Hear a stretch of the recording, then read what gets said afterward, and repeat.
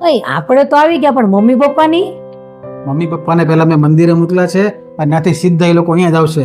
અને ધ્યાન રાખજો, એની સરપ્રાઈઝની કાંઈ ખબર નથી. એને તો મને ખબર નથી હું સરપ્રાઈઝ છે. તો મારી વાલી સરપ્રાઈઝ એ છે કે પપ્પાને પહેલાથી સ્કૂટરનો બહુ શોખ હતો અને એને તો એકવાર સ્કૂટર લેવા માટે પૈસા ભેગા કરી રાખેલા હતા.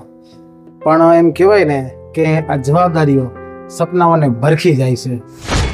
એટલે અચાનક બા પડ્યા બીમાર અને ભેગા કરેલા બધાય પૈસા ખર્ચાઈ ગયા.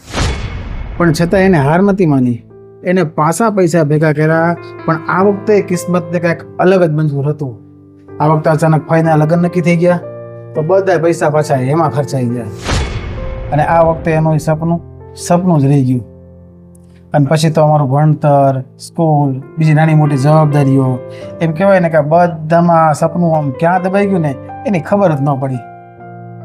અને પપ્પા મને કહેતા હતા કે એક દિવસ જ્યારે હું સ્કૂટર લઈશ ને ત્યારે વ્હાઈટ પેન્ટ, વ્હાઈટ શર્ટ પહેરી મમ્મીને પાછળ બેસાડી અને એનું એક ફેવરેટ સોંગ છે, એ સોંગ ગાય અને એ દિવસ એમ કહેવાય કે જીવી લેવું છે.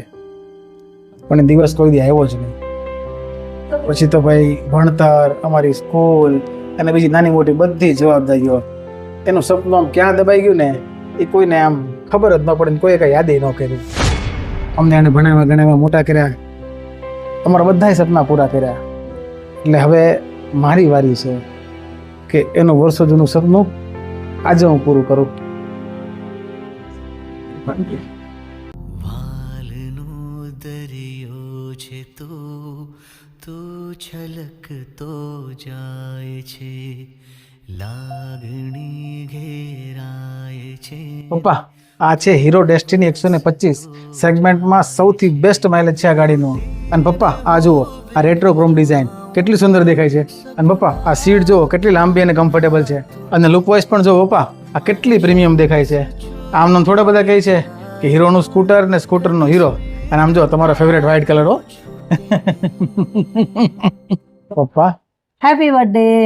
પાપા પગલી તે કીધી જાલીને મારો હાથ, જીવની ઢગલી મેં આખી રાખી છે તારી કાજ.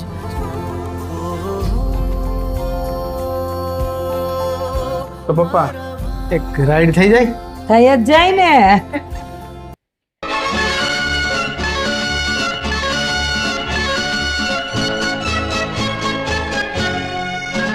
जिंदगी एक सफर है सुहाना, यहाँ कल क्या हो किसने जाना. जिंदगी एक सफर है सुहाना, यहाँ कल क्या हो किसने जाना. हाँ, जिंदगी एक सफर है सुहाना, यहाँ कल क्या हो किसने जाना.